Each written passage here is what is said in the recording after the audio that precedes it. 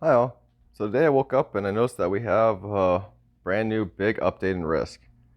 It's the big version 2.5 update, and it has a lot in it. So I just got done playing the game, and I'd like to go ahead and talk about what I found out, because this is a big deal. In the context of speedrunning, it changes everything. But let's go ahead and just start down with the first things. First off, there's 4 new maps.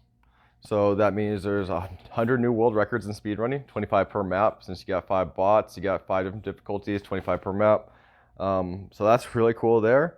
I haven't really played any of the maps yet, so definitely gonna go ahead to break those down. So looking forward to that. The new UI is awesome.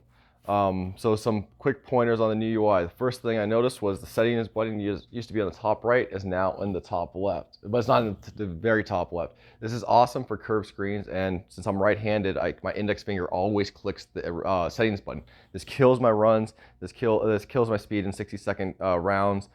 This is something that just completely annoys me, and so the fact they moved it over means I won't be clicking that button ever again. And that to me is like the second biggest part of the update. There's one bigger. There's one thing bigger in this update that I just wanted to bring to everyone's attention because it is amazing. This is going to completely reshape Risk as far as speedrunning goes, and also in game too. So I'm very, very excited. They do have an animated chat emote, so that's kind of cool. It's like a little dude that puts his thumbs up. I bought one, so we'll go ahead and check it out in a second. New camera and UI setting options. So here's the thing. So there's a way in the settings you can change the size of the little circles. I guess they're team oblong, team puck. I'm gonna go with puck. I like hockey, so we'll go puck. Yeah, oblong doesn't. No. Team oval maybe. I don't know, but either way. Kind of cool. So it prevents misclicks. So like if you have 2 big circles next to each other, you can click the wrong one by accident. So now you can make the circle smaller, so that way you don't misclick. Very good addition. Let's see, there's a stats button. Okay, that stat button is really cool. So I will say this has actually been quite useful. So you have your cards button, but now you have a stats button. The stats button gives you 3 options. You can see what the territories are worth. You can turn that on and off like normal. That's where that moved. And then you have show where your cards are. So it'll actually show the location of your cards and who owns them. Now, one thing I will note on this, it will show a little guy standing in the card. So like you have a little army dude standing in the card. Now the problem with that is I kept thinking that I had 3 army dudes and I was gonna get the small troop bonus. When I looked at my cards, they were all different. I didn't have a troop bonus. I was like, oh, okay. So it tells you where the card is, but it doesn't tell you what type it is. It's not going to have the tank on the map, but it will tell you the territory you have the card.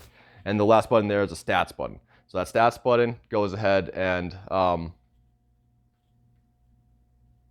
let's call it that stats button goes ahead and tells you how many armies you have and how many territories you have. Very useful, very, very useful. So those are the first things I saw. Other thing I noticed is there's a join the Discord community button right on the front.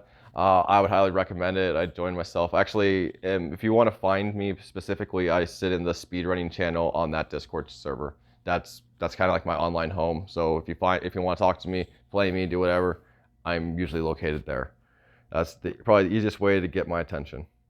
But that's pretty much about the update. So let's go ahead and take a look at some of this. So you can see the join Discords right there in the bottom. I see there's a credits button now. Good for them. Let's go ahead and take a look at the settings, because this is where it gets awesome. There's a setting in here that just changed everything. We'll get to it in a second. There's only 2 setting differences that really matter. Camera animations. So this setting here, this button, is just so big. So let me explain what this button does. This guy right here. So camera animations, if you turn this off, removes all the battle animations. It also removes all of the lag it takes to go ahead and do any of the battles. So as fast as you can click is now as fast as you can move.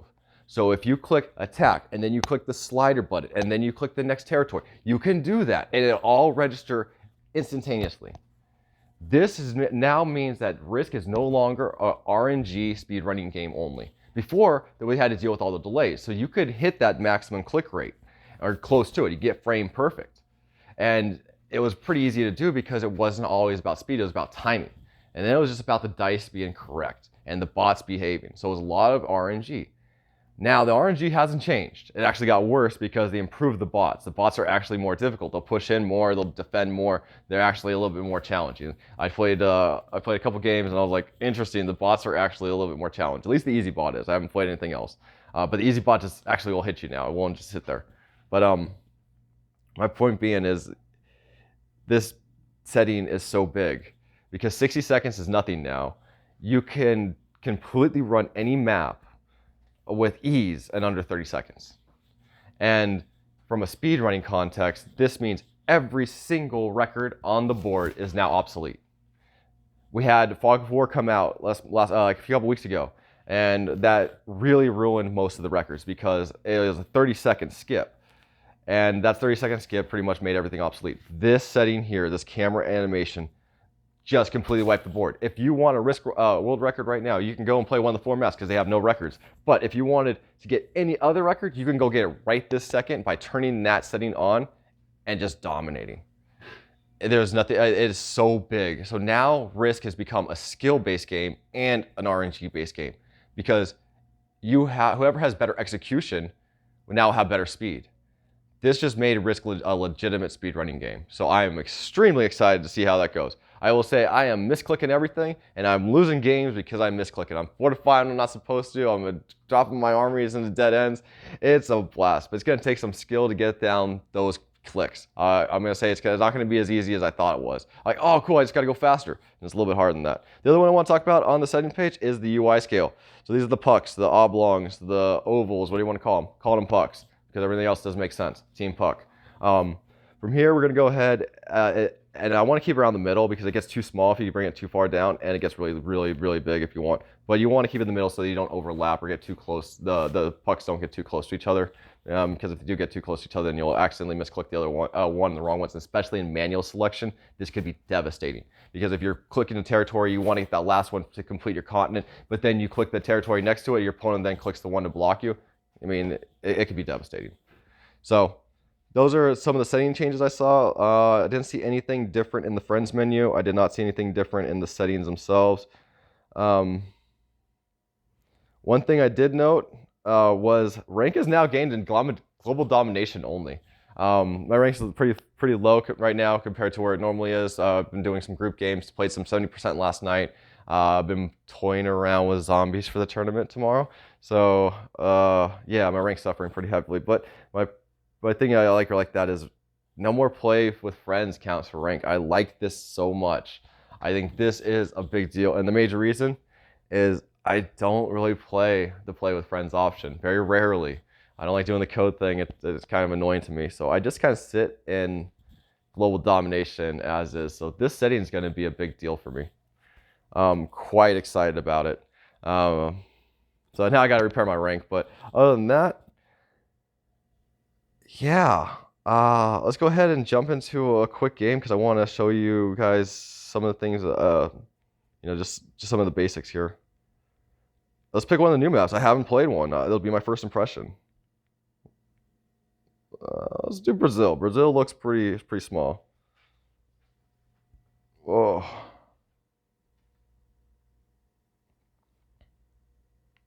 And bump it up to medium. See how the bot plays, because I haven't seen how the new bots plays. Alright, I'm not timing it, so it's not really a speed run. Oh, other thing too, oh, that sucks. The other thing too is now you can click the avatar of your opponent and it gives you a chance to see the profile. You can see the profile, you can see all their stats and everything from inside the game. Very, very cool addition. I can't do the emoji thing, so that sucks. Here's the what's called the counter for the armies. So you'll see if I take a territory, I should probably do that soon, right? So we'll probably take the very bottom one. And now you can see my territory count moved up. Same with his. Love easy bots. They're so much fun. Alright. Typically, I try to block some of this, but... Ooh, let's go find out where they're at. So I needed that one inside, see? And so this is where that button moved, where you can see everything. And then this is the cool button. So this button up here, you know, I want to keep it on because essentially it tells you where your cards are. Just remember that when you see the little army guy on there, it doesn't mean that's what's on your card. You still have to go check your cards at this point. So you got settings button here. Oh, the UI skills. Check out the pucks. Yeah, they get big and small, man. I'd say right about there. And then that camera animation, you're going to love seeing that thing in a second. And that's where the battle log moved. Yeah, no more setting button on the top right. It's so amazing. All right, so yeah, that's about it. So let's go ahead and just play it out, see what happens. All right, gee. I'll start from over here. We'll see what happens. Not gonna really try to go fast because I want to show you the thing at first, but that's cool. They actually bring the armies up, but here's without the battle animations. Boom. Now if you want to just move, it's literally as fast as you can click it now.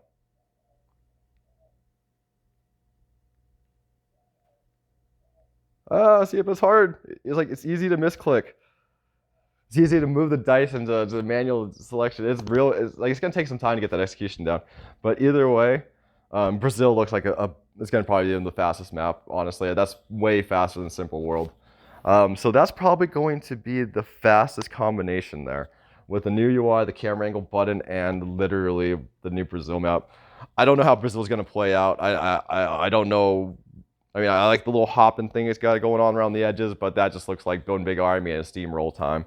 You need 4-player, like one-on-one, not one-on-one. It is not one-on-oneable.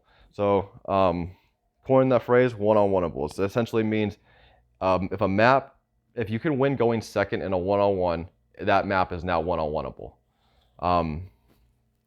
That map is not one-on-oneable. Whoever goes first is gonna win. All right. Let's see. That's about it, I guess. Love the new update. Good job, I guess. Let's take a look at the credits. I haven't actually looked at it. So you got the team here. Leisure Delight. But either way, good job, SMG. I gotta say, I'm very impressed with the new update. I'm super excited to see how this plays out in a speedrunning context, because now speedrunning just got, I mean, it's going to get fun now, because now there's skill and RNG. As you saw, it's really easy to misclick, so runs that actually go at full speed are going to require insane execution. We're talking two hands, one pushing the dice, the other one pushing the territories, the phone upside down. You never know. I mean, it's gonna get wild, but I'm telling you, this is gonna change everything, and this is gonna be fun. Online play is gonna change massively too. And like I said, it looks like the bots have improved a little bit. We couldn't really see in that map, mainly because it was just a very easy steamroll. That Brazil definitely looks like a really good speedrunning map. But yeah, good job. I'm very excited about the update. So far, I haven't seen anything I dislike about it yet. So, all right. Well, thanks all. That's my impressions of the new update. Hope you have a good one. Bye.